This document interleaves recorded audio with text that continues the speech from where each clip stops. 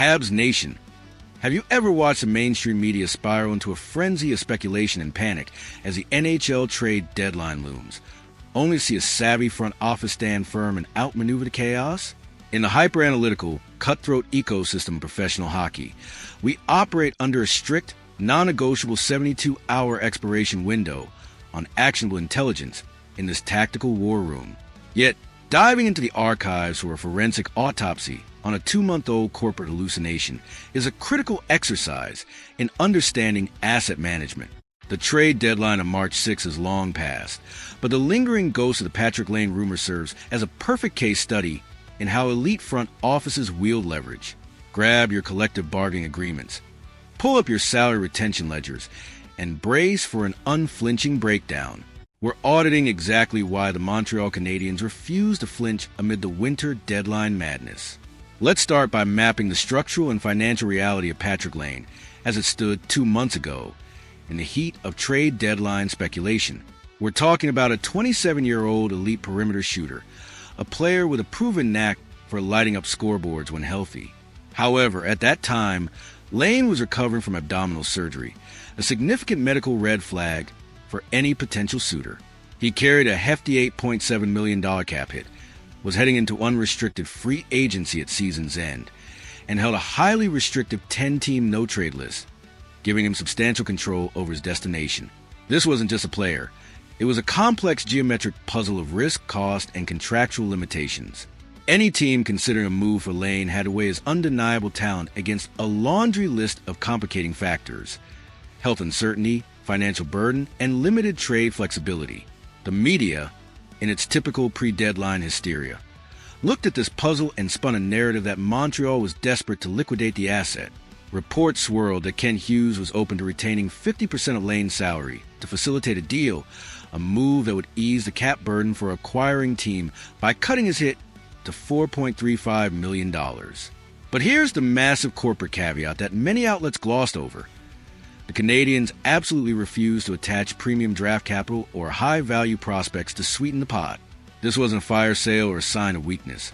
It was a calculated stance. Hughes wasn't about to pay a panic tax to offload Laine, no matter how loudly the rumor mill churned. The media painted a picture of a team scrambling to clear space, but the reality was far more strategic.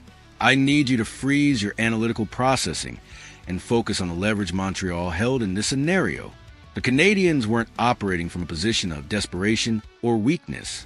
At the time of these rumors, the actual kinetic output of the roster was humming at an elite level, averaging 3.46 goals per game, the third highest scoring rate in the entire NHL. Let that sink in. When your primary architecture is systematically dismantling opposing goaltenders without relying on a single isolated weapon like Laine, you're in the driver's seat. You dictate the terms of engagement, not the other way around. Montreal's offensive depth, powered by players like Nick Suzuki, Cole Caulfield, and Juraj Slavkovsky, meant they didn't need to make a rash move to fix anything. Hughes could afford to stand pat, refusing to be bullied into a bad deal by media pressure or perceived cap constraints. Now, let's aggressively pivot our lens to supposed desperate buyers listed in this expired intelligence report, because their situations reveal why Hughes held all the cards. The Los Angeles Kings were floated as a potential suitor, but their need was for a center, not a winger like Laine, making their interest a questionable fit at best. The Calgary Flames, meanwhile, were in the midst of actively liquidating their own roster, selling off assets rather than acquiring high-cost rentals with uncertain health. The Carolina Hurricanes and Seattle Kraken reportedly took a hard look at Laine's medical charts and rental status, only to mathematically fold, unwilling to gamble on a player who might not return to form before the postseason. These teams weren't in a position to meet Montreal's valuation, and Hughes knew it. The market for Laine was soft, lacking the kind of aggressive, cap-flexible contender willing to pay a premium for a risky asset. The media tried to force a narrative where Montreal had no choice but to settle for a bad deal, painting Hughes as backed into a corner. But let's audit the reality of the landscape. Other front offices, like those in Nashville and Calgary, were drowning in their own geometric dysfunction, dealing with internal noise around players like Nazem Kadri, Jonathan Marchessault, and Ryan O'Reilly. These teams were too preoccupied with their own roster puzzles to muster the capital, whether in picks, prospects, or salary cap maneuvering, to meet Montreal's terms. Hughes surveyed this fractured market, recognized that the buyers lacked the resources or urgency to force his hand, and simply closed the boardroom doors. It was a masterclass in reading the room, understanding that sometimes the best leverage is the ability to say no and walk away. Let's delve deeper into why this refusal to budge was such a critical display of corporate discipline. Laine, despite his cap hit and injury concerns, still held value as a potential game changer for the right team. His elite shooting ability and size make him a tantalizing option for a contender needing a scoring boost, even as a rental. But Hughes understood that value is only realized if the return matches the asset's worth. Attaching a first-round pick or a top prospect to move Laine, as some media suggested, would have been tantamount to admitting defeat, signaling to the league that Montreal could be pushed around.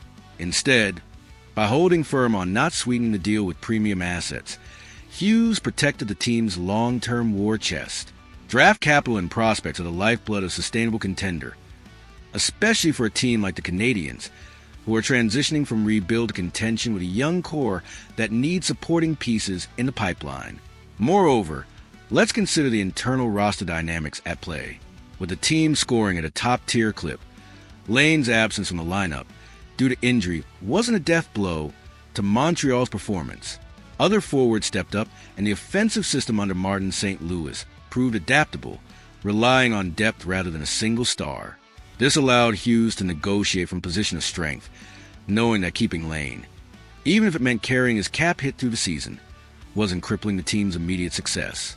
Retaining 50% of his salary was a concession Hughes was willing to make, but only if the return was fair. Without a buyer meeting that threshold, there was no urgency to act. This patience is a hallmark of elite asset management, a refusal to let external noise dictate internal strategy. Let's also examine the psychological edge this stance gave Montreal in the broader NHL landscape. By not caving to media-driven narratives or perceived deadline pressure, the Canadiens sent a clear message to rival GMs. We won't be extorted. This isn't just about one player or one deadline.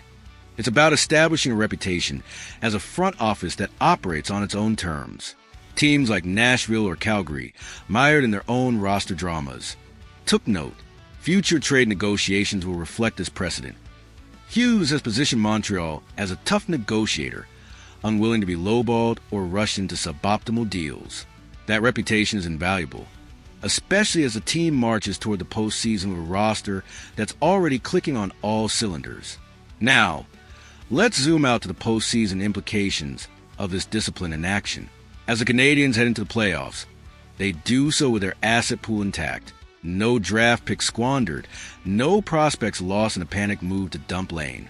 This preserves flexibility for the offseason, where Hughes can reassess Laine's value as a UFA or explore other roster upgrades without the baggage of a bad deadline trade haunting the cap sheet. If Laine returns to form late in the season or in the playoffs, his presence could be a bonus. If not, the team has an overcommit to moving him at a loss. Either way, Montreal's long-term vision remains uncompromised, a testament to Hughes' ability to prioritize sustainable contention over short-term optics. Let's not ignore the cultural impact within the organization and fan base. Standing firm on Laine, despite the media storm, reinforces a culture of patience and trust in the front office's process. Fans in Montreal, accustomed to decades of high expectations, often crave immediate action at the deadline. But Hughes' restraint shows a commitment to building a dynasty, not just a flash-in-the-pan contender.